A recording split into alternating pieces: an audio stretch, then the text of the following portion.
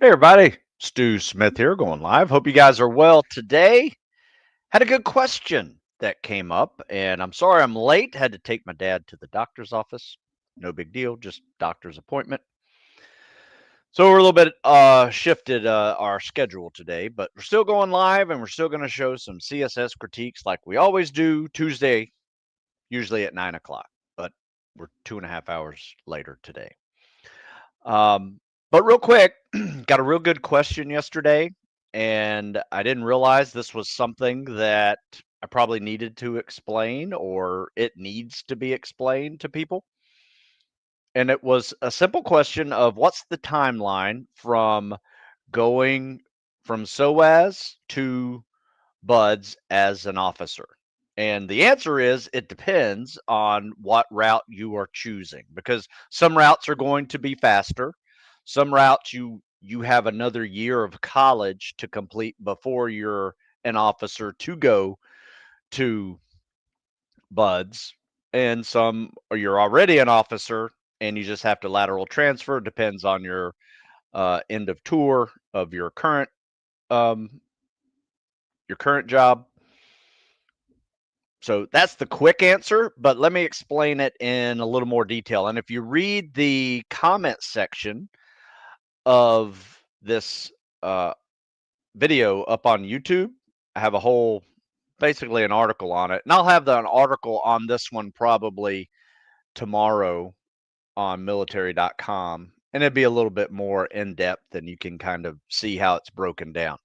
But first of all, the bigger question is how long does it take to get accepted into SOAS? So typically, you're going to get accepted into SOAS around March or April, but you've already started the process of preparing for the PST, taking the PST, doing all the interviews and letters of recommendation and all the medical checks and all those things the previous year. So I mean, the fastest I've ever seen it done is probably people starting in October, getting everything completed by February, because it's going to be like end of January, beginning of February, or might even be the end of February that you have to submit the paperwork to get to. The actual dates are up on the SEAL website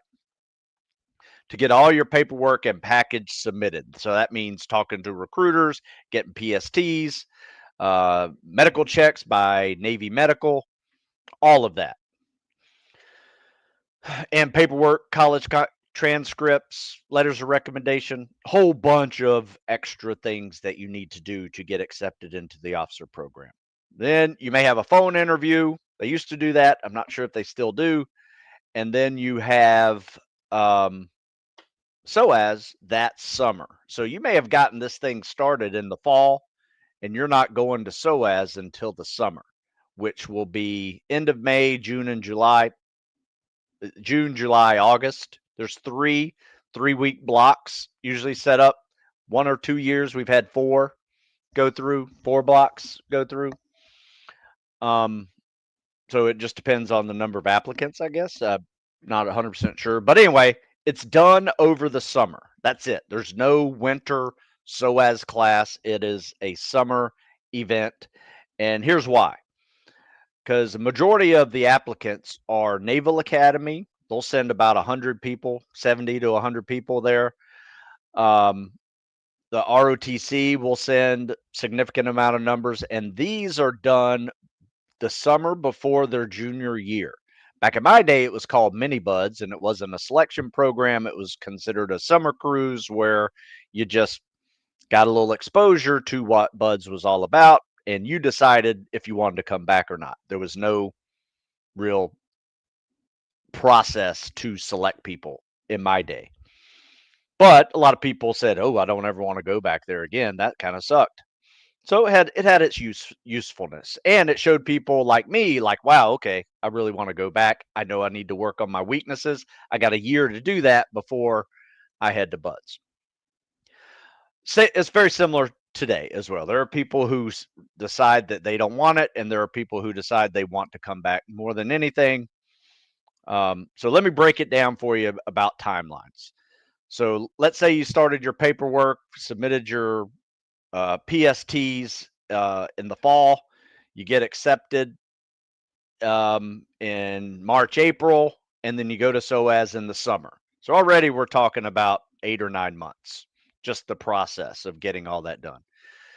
Then you go through SOAS, and then you won't find out until October, November, where or if you're going to go to BUDS.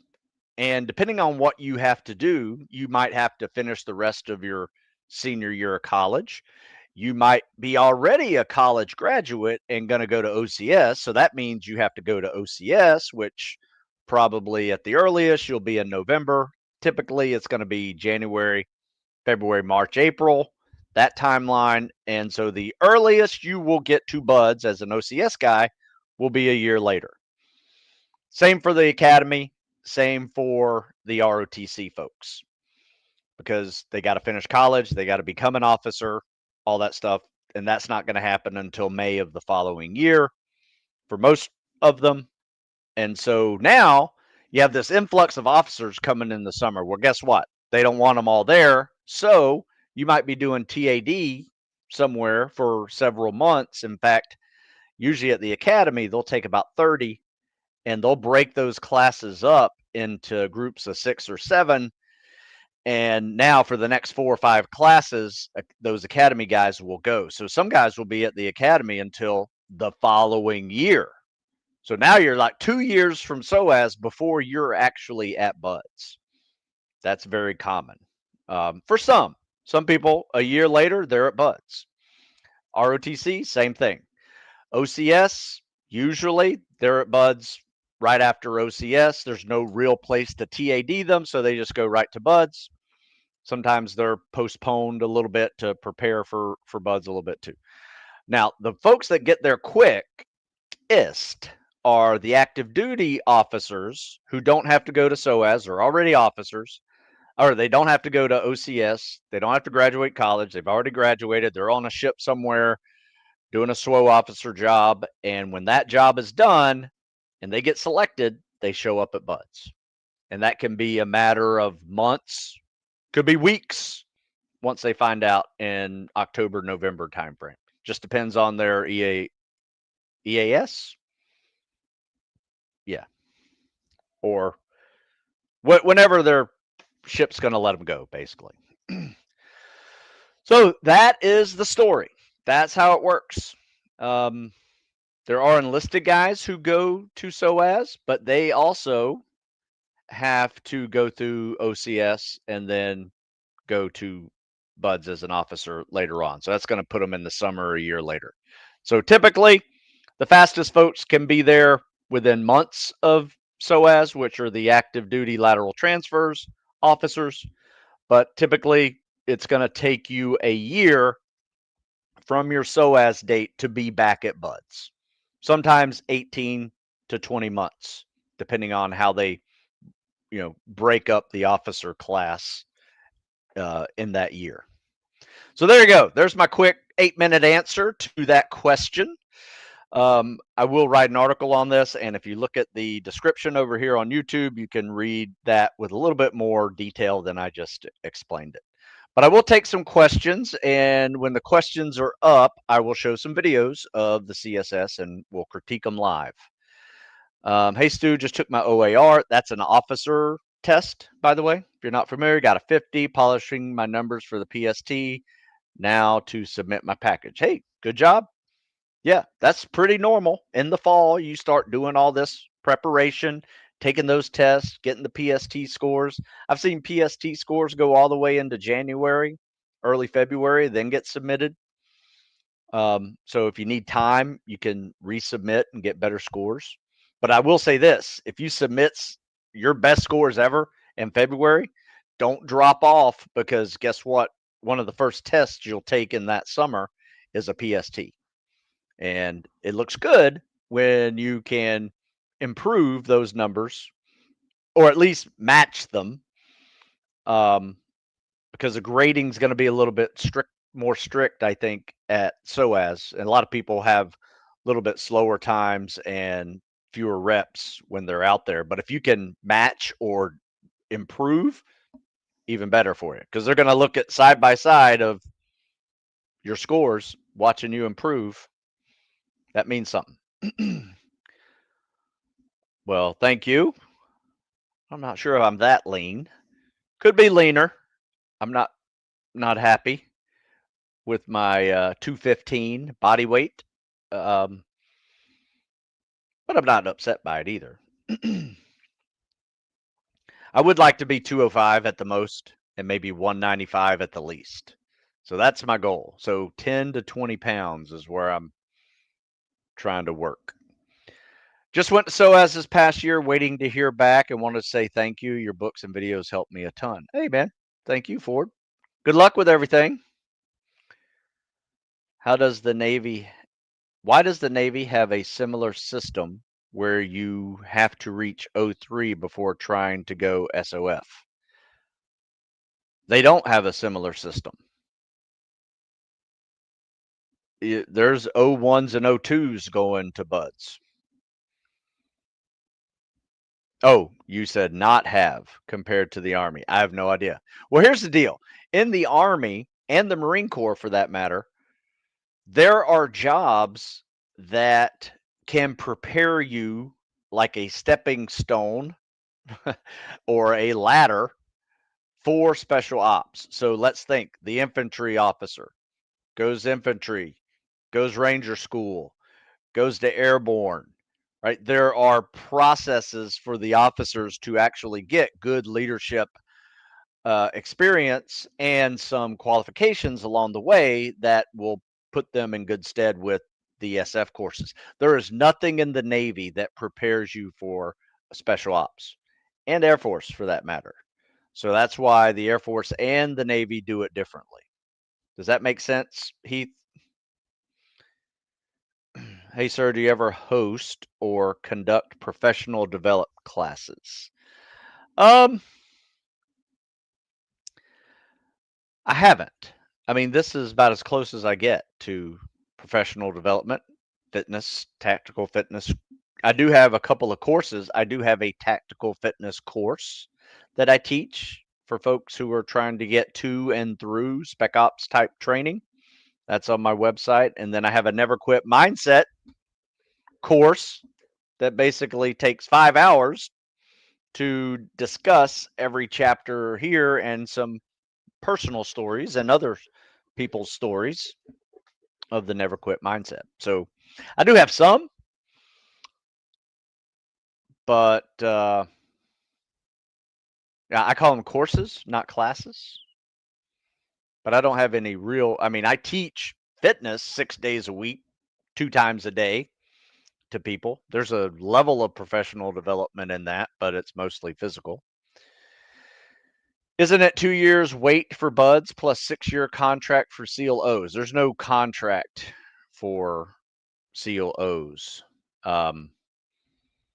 It's a voluntary program, so you can leave whenever you want. 2-year wait for buds? No, there is not a 2-year wait for buds. People go to buds right out of college, right out of the academy, and right out of OCS as ensigns.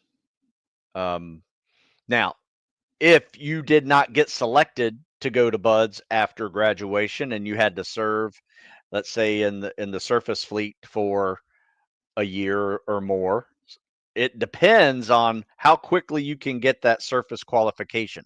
You can get that surface qualification in 8, 9, less than a year. You can be a buds before you're an O2, which 2 years turns you into an O2. It's one of those heartbeat awards. Like in 2 years, an ensign will become a lieutenant JG by doing this. Got a pulse? Didn't get a DUI? You can be a lieutenant JG.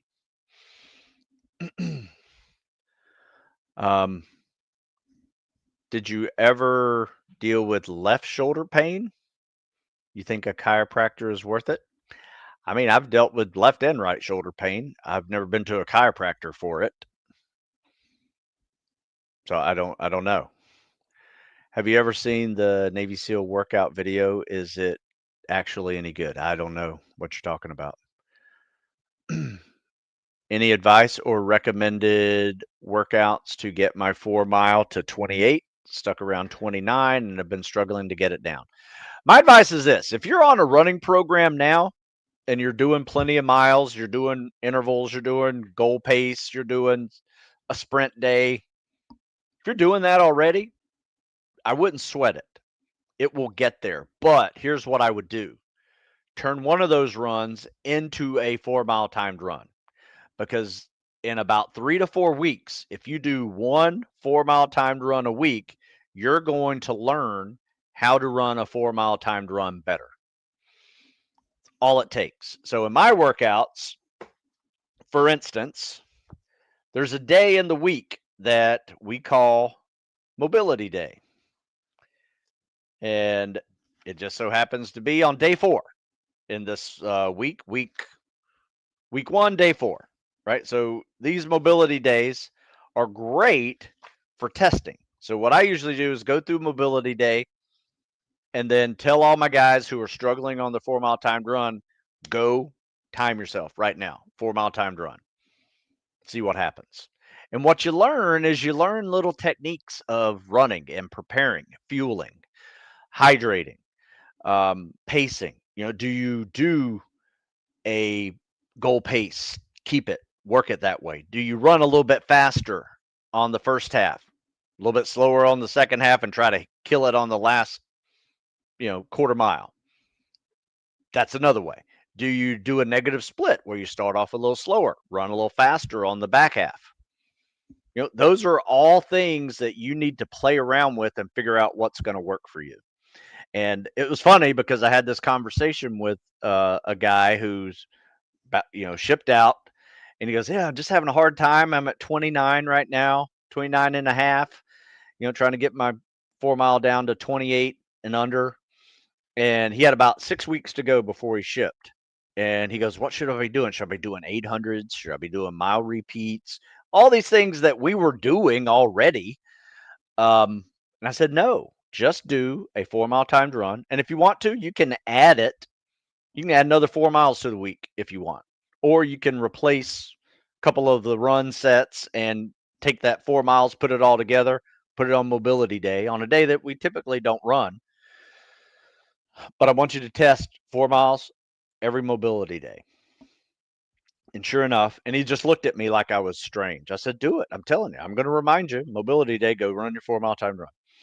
And sure enough, 3 weeks later, he's sub 28. And we didn't do anything but add 4 mile timed runs. Now, we were also, once again, we were running 5 days a week with a sprint day, a goal pace day for 2, and a steady, longer distance run with some hills. And we ran a beach day. There you go. That's what I would do. Morning Stew, last leg day, I did 200 front squats with 70-pound punching bag. Woo! Bet you felt that. Do you think it's a good exercise, or should I change it up for something else? No, I like that. That's really good. Yeah, my question for you is, how did your legs feel 2 days later, 3 days later? Because that's a good indicator of where your muscle stamina and recovery system is. So one of the things I like to do is, one of my workouts is, we'll do 400 meters worth of walking lunges. First time you ever do it, you're sore for 2-3 days. You feel leg day for 2 to 3 days. You get better at it. Next thing you know, you're not even sore the day after. Legs aren't even tired. Now we add a 50-pound sandbag chest carry for the whole thing. That adds a little bit of soreness for a couple of days, then it goes away. And here's why you want to do that, is because 1 week at Buds, you're going to be doing log PT, running with boats on your heads, doing squats, doing lunges with them, chest carry lunges with a log, soft sand. And then the next day, you're going to have a 4 mile timed run. And are your legs sore and tired? And now you might have gotten yourself down to a 28, but now you're flirting with 31, 32. That can happen. So that's why I always tell people, try to get your runs down to an easy 28, which is a 7-minute mile pace or faster, a little bit faster. Doesn't need to be 26, but that's fine if it is, because sometimes you need that little wiggle room on sore legs. But if you can work your muscle stamina to a point where you don't get sore after those kind of days, that's the winning ticket. So he said he had some soreness, but wasn't crazy sore. That's good. That's normal. What's average rucking weight and distance? For what? I'm not sure. I mean, everybody has a different average. We usually ruck with 50 pounds in a backpack on soft sand for 4 miles. That is every week. That is something we will do. Now, we'll also do hills. Sometimes they ruck it, sometimes they just run it. And that's usually like a 6 or 7 minute total mile run or ruck. Some weeks, not all weeks. Okay, it looks like I have answered all the questions here. If I haven't, resend. And I'm going to share some videos with you guys. All right, so share my videos. Here we go. What we got here? Looks like we have a decent swim. Let's see where we are. We got to kick off the wall. Nice glide.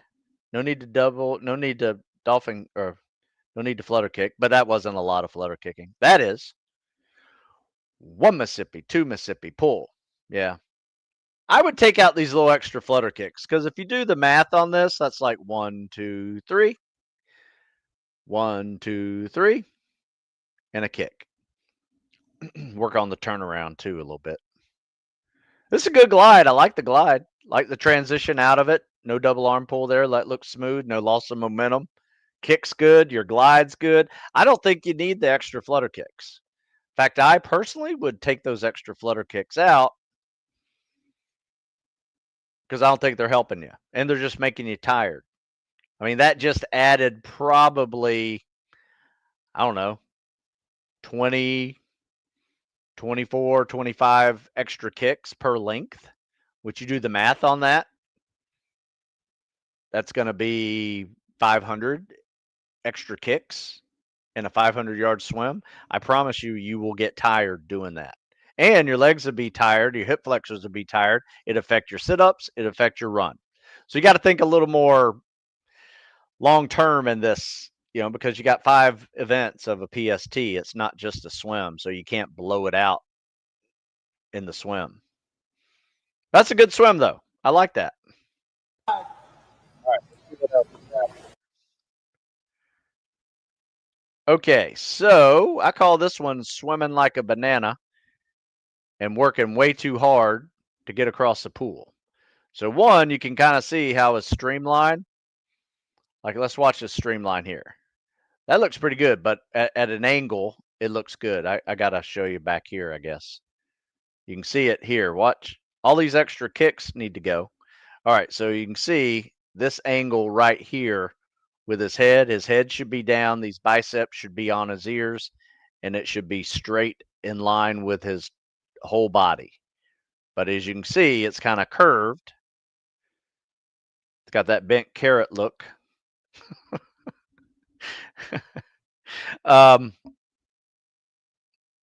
Yeah, he's swimming like a banana.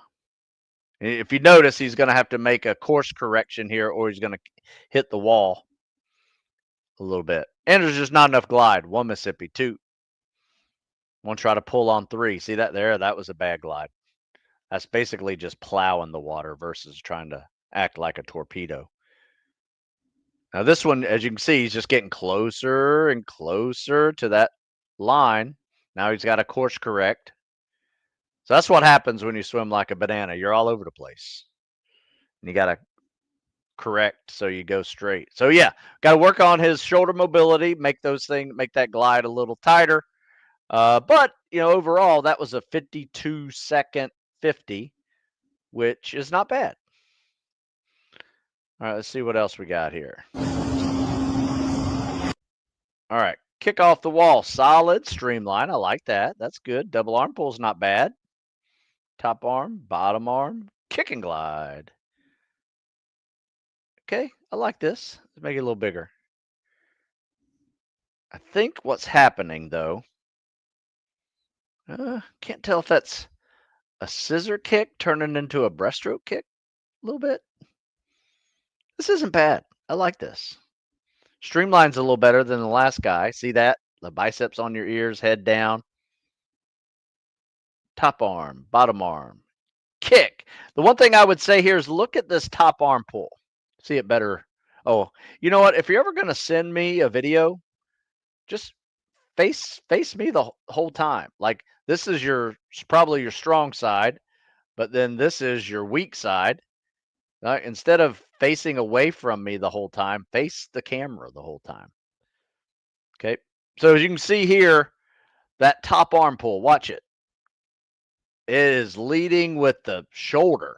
I mean, not even leading with the elbow. That arm stays straight. So it's like a gigantic water wheel, right? You need to bend at the elbow, grab water, and make it a more unidirectional force going straight behind you, right? Going that way versus this omnidirectional thing that's just pushing water forward, sideways. And finally, the last half of that stroke, you're pulling water, pushing water down. So that top arm needs to look more like the freestyle catch. Bottom arm needs to look more like a breaststroke skull. Can't really tell what that bottom arm's doing. But you got a good glide. I like the glide. I like the kick. Kick looks good. I think the weak link in this swim is your top arm pull. Top arm turn, bottom arm breathe, kick, hold the glide. How long are you holding a glide for? 1 Mississippi, 2 Mississippi, pull. Yeah, that's good. And you're not losing momentum on that. So I like that. All right, let's see what else we got here. I think I have one more here. All right, so this is a corrected swim from the guy I first showed you with the swim like a banana. You still kind of doing it a little bit. Oh yeah. By the way, see all this right here? Don't do that. That's just a waste. Just kick off the wall and let it glide. Don't waste any muscles here, right? And especially if you don't know how to do a dolphin kick, don't waste your time doing a dolphin kick because you're just getting tired versus actually moving forward. All right, look at that. Streamline is much better. 1 Mississippi, 2 Mississippi, pull. I love it. Good kick, good glide. Now see how his head's down and his biceps are on his ears. So much better than the first guy I showed you. That was him. Top arm, bottom arm, kick, hold the glide. 1 Mississippi, 2 Mississippi, pull. Still's got a little pop up a little bit there, but overall, this is really good. In fact, if you do the math on this, this is a 50, let's see, where are we? 49, 50 seconds. That's good. Real good. So I think I just showed you 4, right? Yeah. So that's all I got as far as the CSS critique. So if you got questions again, send them. Happy to take some questions. Is soft sand or rocky terrain harder? Well, rocky terrain, you're probably not going to be able to actually run, unless, I mean, I don't know. Depends on what you define as rocky terrain. I mean, that sounds like a whole lot of ankle breakers to me. Soft sand is just hard because it feels like you're running in soft sand. The 4-mile run, is it on the beach with boots? Yes, it's on the beach with boots, but it is hard packed sand. So typically it buds. If you want to learn when you think the next 4-mile timed run will be the following week, look at the tide charts. Because when it is low tide, that's when the 4 mile timed run is scheduled. Never fails. Because when it's low tide, that beach is 100 yards wide before the water hits and flat as a pancake and hard packed. So 4 mile timed runs aren't like you're running soft sand. Now you will do class runs and berm runs and running with the logs and boats all in soft sand. So you need to learn how to run in soft sand. But your 4 mile timed ones that you do every week at Buds for 25 weeks is in hard packed sand. Unless you're at the island, and then at the island it's on roads. How can we get you to review our swims? Do we just send them in? Yeah. Ask nicely and send me a video. In fact, I just deleted one and didn't respond because he said, "Hey, I need you to review this." Like, F you. Why don't you ask nicely and I'll do it.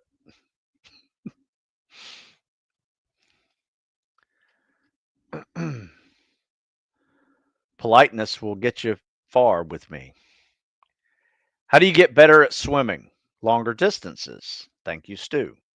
My advice is to swim them. Like, get in the pool, swim until you can't, rest, keep on swimming.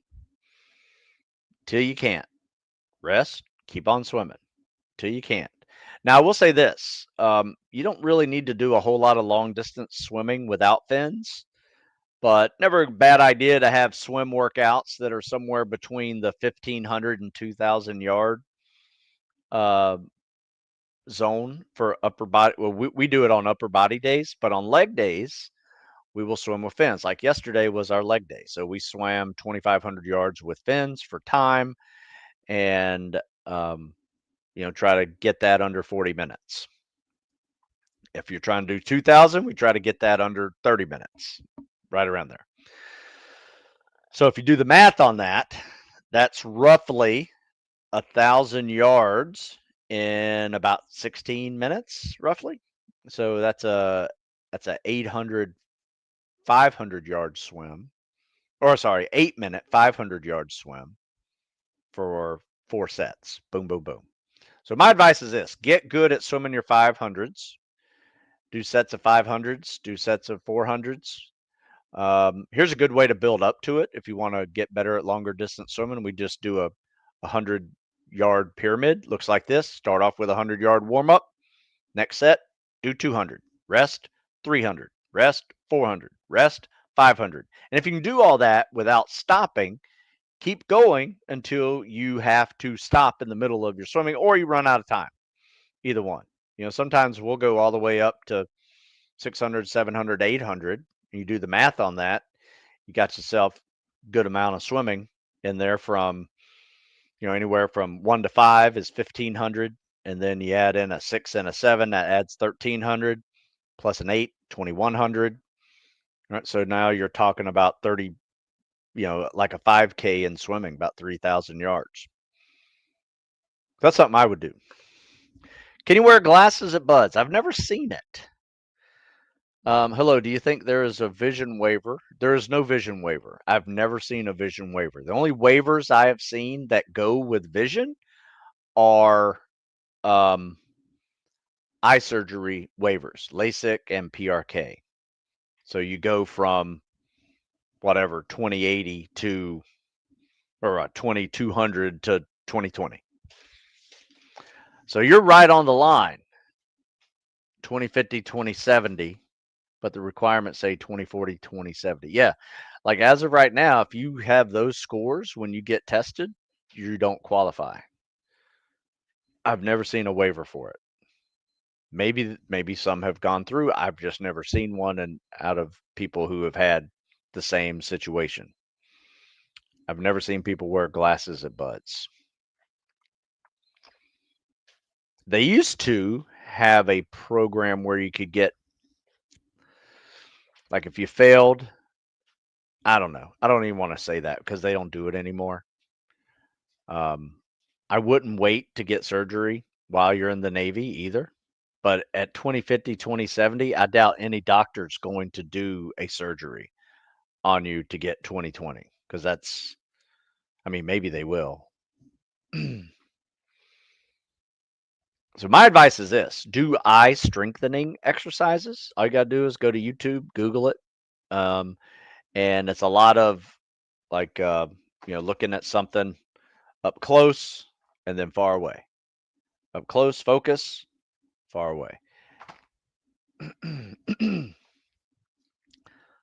you can Google it, see if that works. Is there an age waiver? If yes, what is the max age? There are age waivers. In fact, I think we talked about this yesterday, didn't we? Or you know what? Yeah, we did talk about this yesterday, and I posted a short on it. Go to my YouTube shorts. You'll see what's the age limit for buds.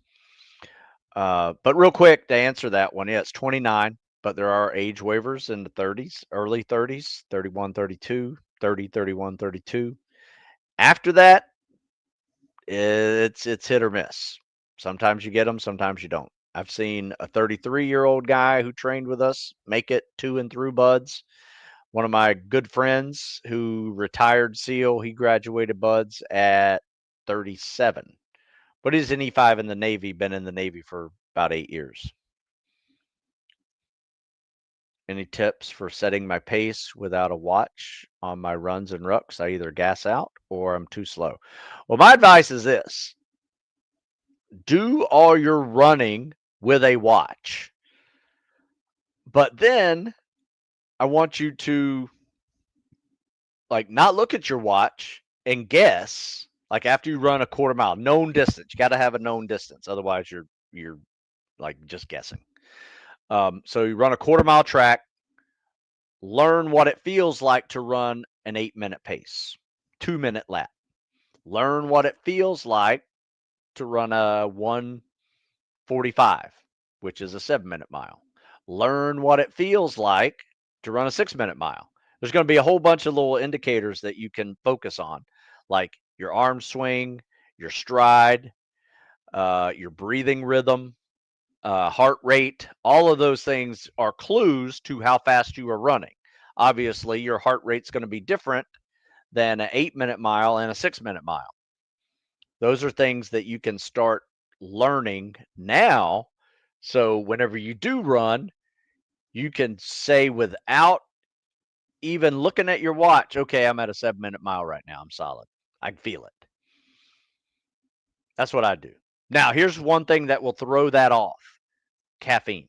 If you're drinking caffeine, having pre-workout type stuff before you go do any of that stuff, your heart rate is going to be jacked up. Probably going to be 10, 15 beats per minute before you even start, higher before you even start. That's no way to go. So I always, no caffeine, natural. Learn what your resting heart rate is first thing in the morning when you wake up. Just take your heart rate. Before you even start thinking about what you got to do, take your resting heart rate. See how that improves with your conditioning. Does it go from high 50s to low 50s, high 40s? That's a logical thing to look at. And somebody asked yesterday about overtraining symptoms. I forgot about this one. Is take a heart rate, and if your resting heart rate is 10, 15 beats higher than normal for no reason, you might be overtraining. That's an objective way to look at it. Unless you're caffeinated, then you're screwing up your reading. All right, let's see here. Looks like I've answered everything here. Same for rucks, by the way. I usually do 3 paces for rucking. I do a power walk, which I know my power walk is actually I do 3 paces. I do a walk, which is like me on the phone talking and walking, right? No big deal. It takes me about 16 minutes to get a mile if I'm doing that. So I know just walking, I'm going to get 16-minute miles. If I do a power walk, that means a little more focus, not winded at all, just power walking, a little more urgency. That is about a 13 and a half, 14-minute mile. And then there's the short stride shuffle. That is me looking like I'm running, but my stride is about 50%, maybe 60% of what it normally is. It's just my feet stay under me, so I'm not overstriding and hitting hard with my bottom of my foot. Everything stays under me with, gravity pushing me down. I'm just short stride shuffling. And I can drop it down to about 10 or 11-minute miles. So once you learn that and know how it feels, you'll be able to play a little game in your head, especially if you're going on a long ruck. You can say, okay, it's been 15 minutes. I've probably done close to a mile now. I'm just walking. Now you need to pick it up a notch because people are in front of you. Start timing the next mile and see if you can do it in 10 minutes with a shuffle, things like that. Hope that helps. But as you can see, all of this takes practice and time. So where I see a lot of people make screwed up decisions is they just start training, no real timeline, and they just join because it's time to join, but they don't know any of these answers. They don't know what their 4-mile time pace is. They don't know the strategy behind it. They don't know how to swim for 2 miles at a yard per second pace because they've never even put on a pair of fins before. They don't know how to ruck and learn those 3 paces because they just haven't put enough time into that preparation. That is some of the stuff that I try to coach. Thanks, Stu. A quick question. What are the lower back intensive exercises we should be doing in BUD, especially for someone who has a lower back problem because of gym? I mean, deadlifts, RDLs, plank poses, hanging knee ups, help you decompress a little bit. I mean, they're all in the program. I don't make these up and just tell people to do it. They're in the programs. Thanks, very helpful. So for rucking, is a constant pace better than alternating? It's up to you. I mean, if you can get in the shape where you can constantly short stride shuffle for 5-6 miles, then yeah, I would do that if you're looking for speed. But if you don't know the distance of that thing and got to try to pace yourself a little bit, sometimes throwing in a mile of power walking to kind of help yourself recover and then pick up that short stride shuffle again. So it's all strategy depending on what you're doing. If you're just going on a hike and having fun, who cares what your pace is, right? But if you're actually getting to if you're getting tested on a ruck and you know the distance, you know where your pace is. You can hit that thing. So somebody says, would you go through BUDS again? Yeah, absolutely. I would. Change my life for the better. Any advice on purchasing a ruck? I wrote an article on it, a rucksack review. I think that's what it's called. Rucksack review, Stu Smith. See what pops up. What type of rucksack should you get for training? It's a military.com article. So yeah, check that out. And basically I just did the 3 that they issue for military. And you'll see them on that article. Let's see. Did that question? Did that question? Do you think tracking heart rate variability is worth it or just something people overthink? Good question. Because I agree that there is a science to having a good heart rate variability. It shows you can regulate your heart rate and be a little de-stressed. It is a conditioning indicator as well. But do I need it? I'll be honest with you. I have had heart rate variabilities tests before. Did okay on some, did horribly on others when I was super stressed out one day. So I don't know. I don't see the use in them, be honest with you. And that's just maybe me not being smart enough to say this is where it applies, because I've just never really done it and applied it to my training. Though it is neat to kind of just see, right after a good hard workout, what's your heart rate variability? Right after a good night's sleep, what's your heart rate variability? Tracking that might show you something. I've just never really done it, though. Are the Garmin's any good? I don't have a Garmin. I had a Whoop band for a while. That was fun.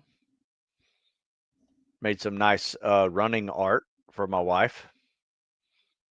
Happy Mother's Day, spelled out in cursive on my run. It was pretty funny. All right. Hey, guys, I got to go. I got a busy day. My day's been kind of hijacked a little bit with some personal time, and now I got to get back to work. So I appreciate your time. I hope you guys picked up something today with the coaching. I will do another one later this week. It's just maybe late Friday, Saturday time frame that we'll do another Never Quit Mindset podcast, and we'll talk about an incredible Never Quit story and how you can apply it to your life. All right, folks, if you guys haven't gone to StuSmithFitness.com, go check it out. Tons of articles over there, programs like this. If you want to program for, processing the entire year with being focused on your weaknesses and maintaining your strengths, that's what these are for. If you suck at calisthenics and cardio, got a program for you. Trying to go to Buds, got a program for you. Trying to go to Air Force, got a program for you. Trying to go Army, got a program for you. You an old guy like me, I got a program for you. Right there, ageless athlete. Boom, 50 and over. So got a ton of stuff over there. You guys go check it out. I appreciate your time. Throw some likes on this thing. This thing runs on likes. It's free. And I'll see you next week or later this week. Have a good one.